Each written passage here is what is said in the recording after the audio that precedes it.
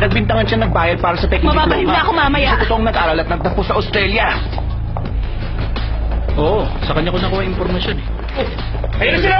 Tara, dali! Kilala niyo ba sila? Ano ba talaga nangyari? Sino may kasalanan, sir? Ano ang ginagawa niyo dito? Natukoy niyo na ba kung sino na may ng dokumento? Ano masasabi niyo sa binibinta kayo sa empleyado niyo?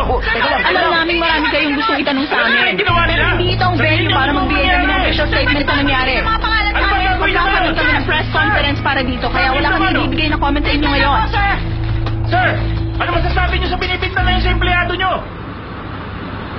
Ay na malapit na ma-acquire ng Mondo ng isang international resort group ay nasasangkot ngayon sa isang malaking scandal tungkol sa pamimeke ng diploma. Mabilis na kumakalat ang balitang ito sa mga empleyado na siya namang nagkakalat ng balita sa mga tao. Nababahala na ang management. I got it. Papunta na ako ng office ko.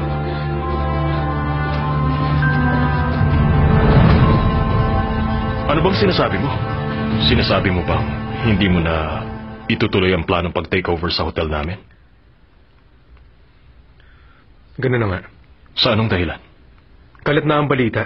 Hindi na maganda ang reputasyon ng buong hotel sa mga consumer at investors namin. May isa pang isyong lalabas tungkol naman sa nawawalang anak na Japanese Prime Ginawa na Minister. namin ang paraan ng isyong yan. Kahit ang Prime Minister, binaliwala yan. Mabuti naman. So ano? Hindi madaling tanggapin kapag sira ng tingin ng tao sa business mo. Are you saying that just because of the diploma scandal, you're canceling our agreement? That's right. Unless makaisip ka ng magandang paraan. Hindi ko itutuloy yung sinabi ko ngayon. Pero kung wala, tapos na ang usapan.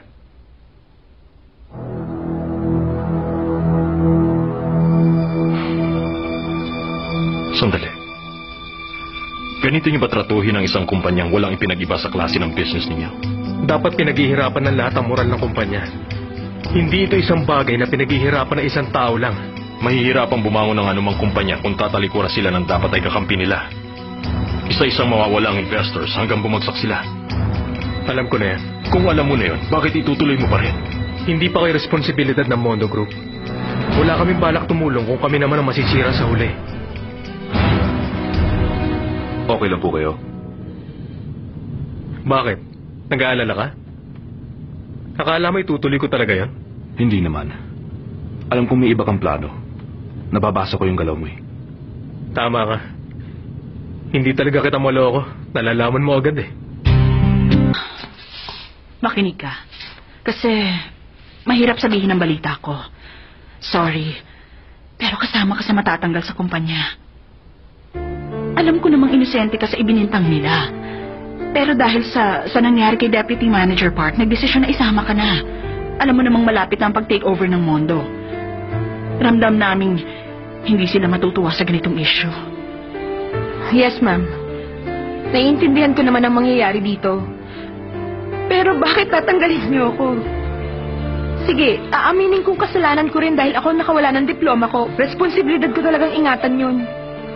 Pero yung masisisante ako sa trabaho ko... Alam mo, naniniwala akong wala kang kinalaman. Ma'am naman, wag niyo akong kausapin sa ganyang tono. Nagdududa ba kayo sa akin? Jamie. Hindi. Hindi ako makapaniwala. Tinatanggal niyo ako? Naiintindihan ko namang mahirap itong tanggapin agad. Trabaho mo to eh. Yun na nga eh. Naririnig ko naman ang sinasabi niyo. Wala akong kasalanan at inosente ako.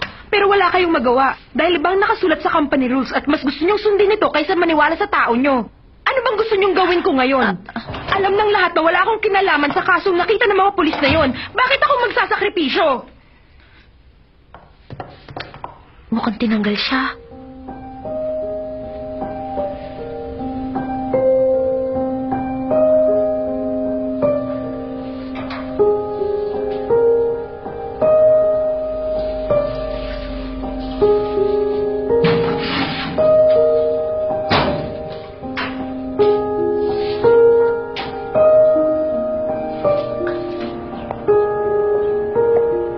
Jamie. Emily. Okay ka lang?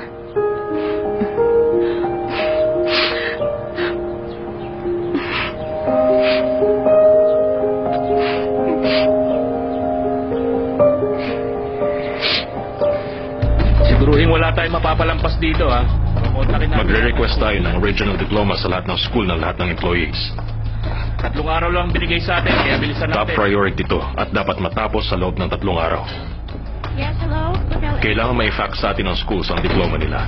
At gusto kong sa akin lahat ipapadala. Hindi to dapat malaman ng ibang employees. At yung documents na nasa possession natin, ilalagay lahat sa isang kwarto para ma-verify. We are confirming the personal records and diplomas of all employees. Lahat ng diploma natin. Kailangan i-verify ulit ng kumpanya. Kukontakin daw nila ulit ang schools natin para ma-fax sa office ni Director Jiang ang kopya ng diploma. Grabe ha, effort kung effort. Kasalanan to ni Director Park eh. Sinira niya ang reputasyon ng hotel.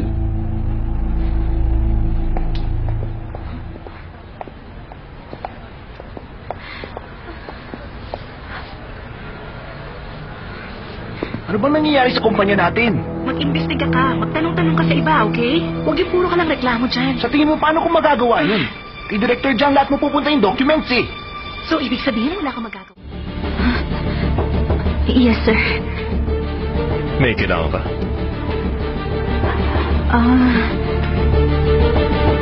Okay. Jamie!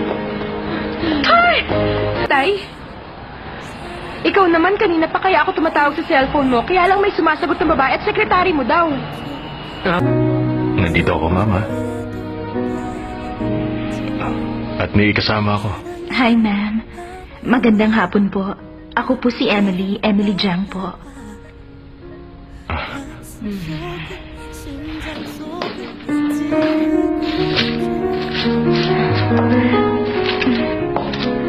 Tapos ko na po kayong palitan. Ayan. Naramdaman niyo ba ang lamig ng mga daliri ko? Pasensya na kayo, ah. First time ko po kasi. Baka mamaya nasasaktan kayo. Huwag kayong mag-alala. Pag-aaralan ko ang pagmamasahe para maging tama ang hagod natin. Tama na! Ba? Gusto mo ba? Ha?